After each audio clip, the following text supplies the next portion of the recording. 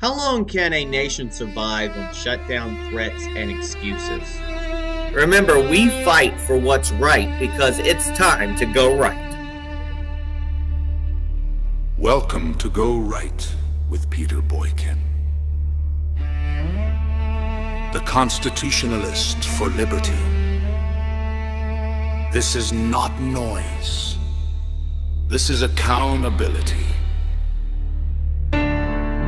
How long can a nation survive on shutdown threats and excuses?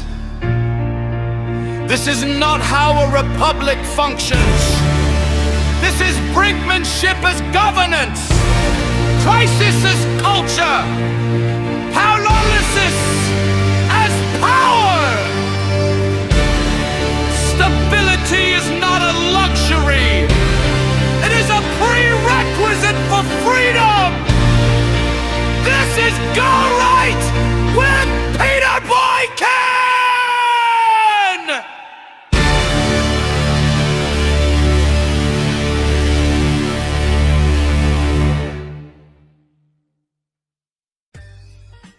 How long can a nation survive on shutdown threats and excuses? This is Go Right with Peter Boykin. We have reached a point where shutdowns are no longer failures of leadership. They are features of the system.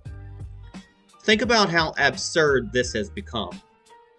The United States of America, the most powerful constitutional republic on earth, cannot reliably fund itself beyond a few months at a time. Not because the money does not exist, not because the needs are unknown, but because chaos has become politically useful. Every shutdown threat is wrapped in moral language. Every delay is justified as resistance. And every disruption is framed as necessarily paying for a greater cause. But the result is always the same: instability for the public, leverage for politicians, headlines for activists, fundraising emails for everyone involved. Meanwhile, air traffic controllers wonder if they'll get paid. Border agents work under uncertainty. Military families brace for disruption. Small businesses that rely on federal contracts freeze hiring. And states like North Carolina are left hoping the weather cooperates while Washington argues. That's not the place right now, folks. And the public is told this is how democracy works now. Let me remind you, it is not. A functioning constitutional republic plans ahead. It debates priorities, passes budgets, and lives with the consequences of those choices. What we have instead is a permanent state of fiscal limbo where no one is fully accountable because nothing is ever finalized. Shutdowns are no longer just congressional tools. They have become cultural weapons. Calls for nationwide work stoppages, school walkouts, and consumer freezes are openly encouraged as political pressure campaigns. The goal is not persuasion, it is paralysis. If you can halt enough of the system, you can force concessions without ever winning an election or passing a law. And that should concern everyone, regardless of ideology. You cannot run national defense, infrastructure, border enforcement, disaster response, or economic planning on 3-month extensions and emergency patches. You cannot protect civil liberties while governing through constant crisis. And in short-term fixes are not responsible compromises, they are abdications. A 4-year budget framework, at a minimum, serious multi-year funding agreements would not eliminate political conflict, but it would force it into the open. Leaders would have to defend priorities instead of hiding behind deadlines. Voters would be able to judge results instead of rhetoric. The alternative is what we have now: endless standoff, manufactured emergencies, and a nation always one vote away from disruption. A republic cannot run on hashtags, shutdowns, or brinkmanship. Stability is not a luxury. It is a prerequisite for freedom. If we keep kicking the can down the road, eventually there'll be no road left. This is Peter Boykin. This is hashtag Go Right with me, Peter Boykin. You can check us out on GoRightNews.com, GoRightNC.com, and PeterBoykin.com. This is Peter Boykin, and this is hashtag Go Right. You can check us out on GoRightNews.com, PeterBoykin.com, and GoRightNC.com. Welcome to walk, nobody marked on a map, where failure wears a strategy cap. Shutdowns aren't cracks in the plan, they are the plan. Chaos sharpened, soldiers stand.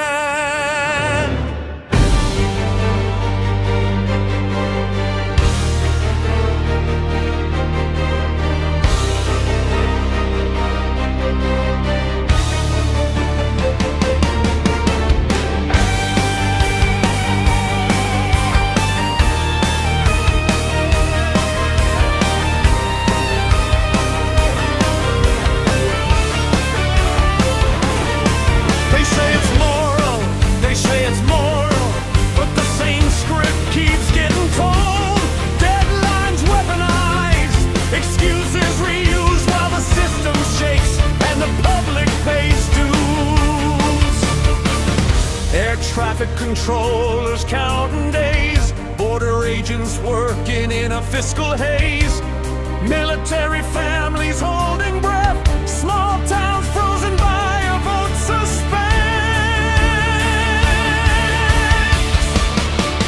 How long can a nation survive on shutdown threats and excuses? How long can freedom stay alive when crisis becomes the useless? This isn't democracy at work, it's paralysis by design. A republic can't run on brinkmanship and borrowed time.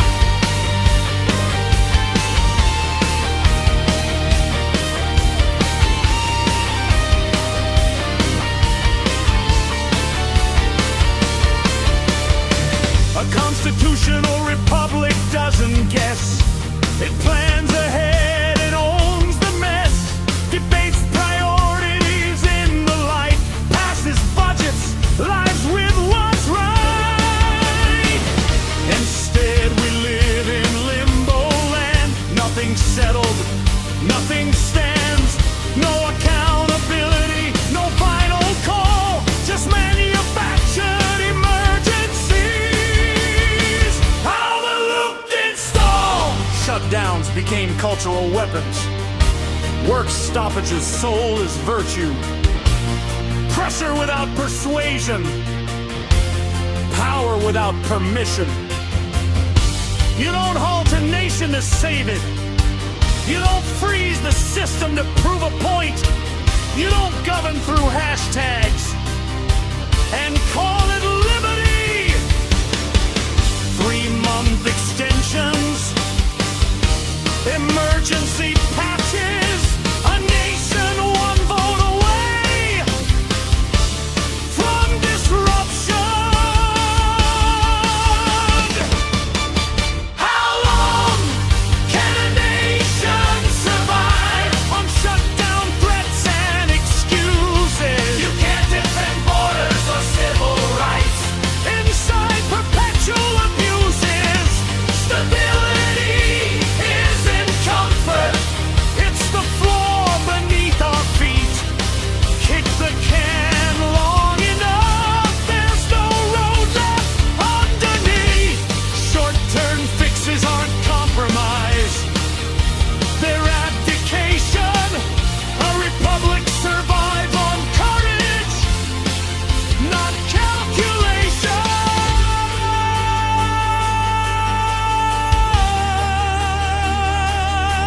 This is Go Right with Peter Boykin.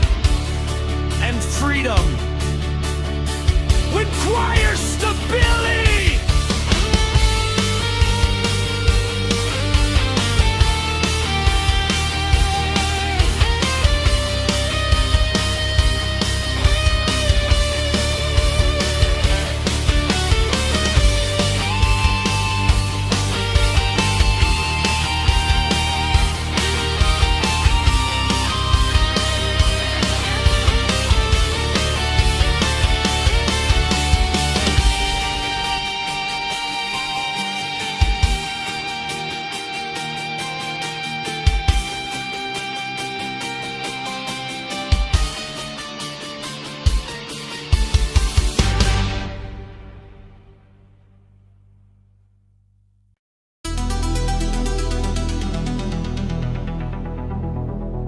we kicking the can until the lights flicker out? Shutdown politics are breaking the country. America has normalized dysfunction.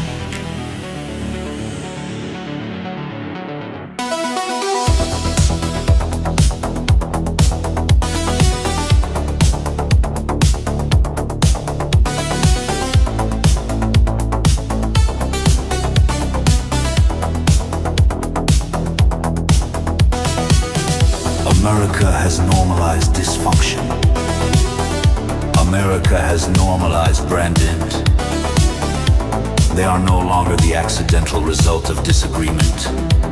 They are deliberate leverage points used by political factions that understand instability itself has become a political tool.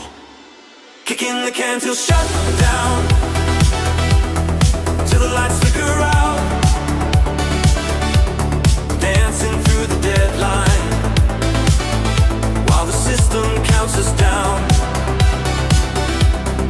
Kicking the can till shut down, neon lies borrow truth. You can feel the power fading every time they hit postpone.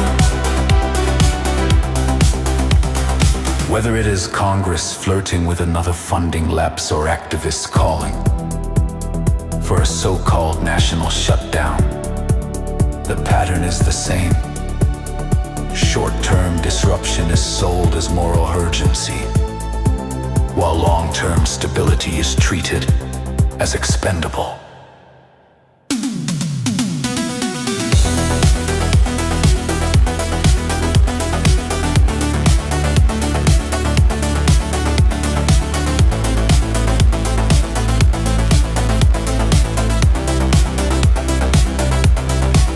This is not governing. It is brinkmanship with the nation's safety economy and credibility. Kicking the can till shut down, till the lights flicker out. Temporary power plays while the clock keeps running loud. Kicking the can till shut down, every fix just buys a week. We're spinning on extensions while they call it strategy. For decades, Washington has survived by passing temporary funding measures instead of real budgets. A few weeks here, a few months there. Kick the can, blame the other side, fundraise off the chaos, repeat. Meanwhile, the country drifts without a stable fiscal plan. Federal agencies operate in limbo, and Americans are told to accept uncertainty as the cost of politics.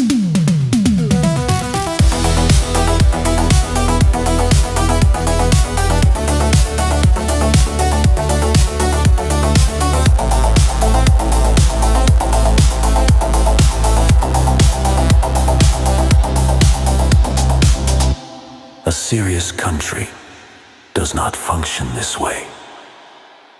Kicking the can till shut down, till the lights flicker out. This isn't crisis anymore. This is how it's done now. Kicking the can till shut down, feel the floor begin to bend. You can't govern by extension. You can't dance around the end.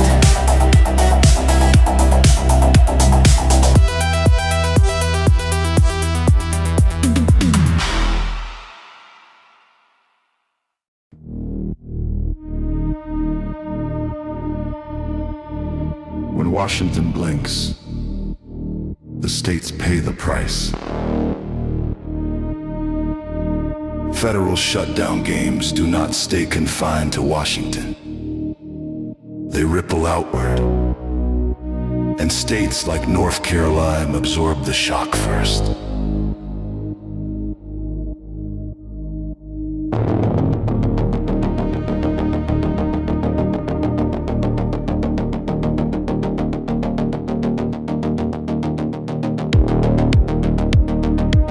North Carolina depends on predictable federal coordination during weather extremes, hurricanes, flooding, winter ice storms, heat emergencies.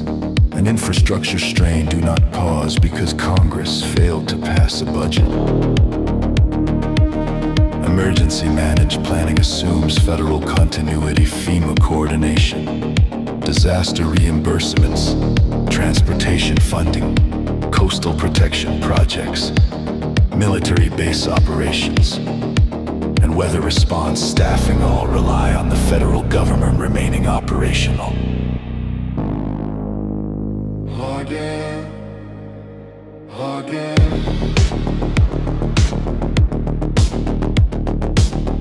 When Washington drifts into shutdown mode, uncertainty places preparedness.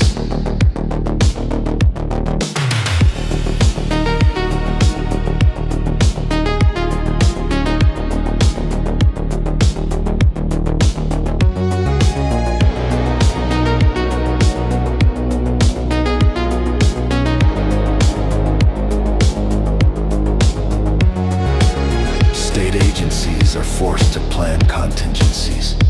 Instead of responses, local governments hesitate to activate resources without clarity on reimbursement.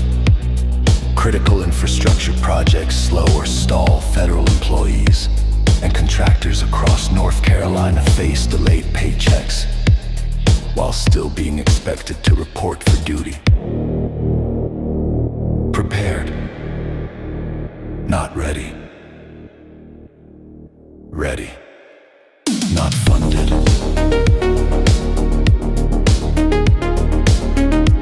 In rural and coastal communities, that instability is not theoretical. It affects evacuation planning, storm recovery timelines, and public safety readiness in urban centers. It strains transportation systems, healthcare coordination, and emergency communications.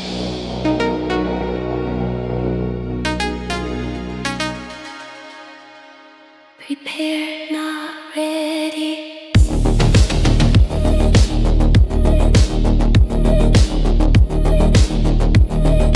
Ready, not funded.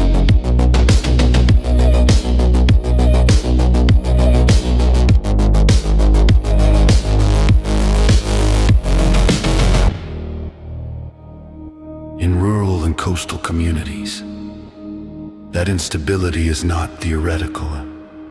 It affects evacuation planning, storm recovery timelines, and public safety readiness in urban centers. It strains transportation systems, healthcare coordination, and emergency communications.